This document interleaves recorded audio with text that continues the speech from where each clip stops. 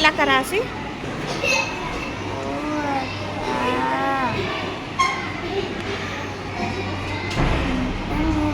పెద్ద ఊరై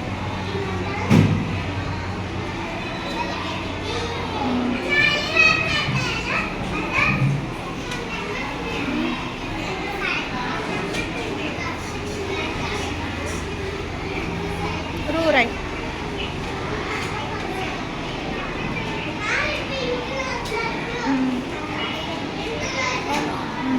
ఇప్పుడు ఏరై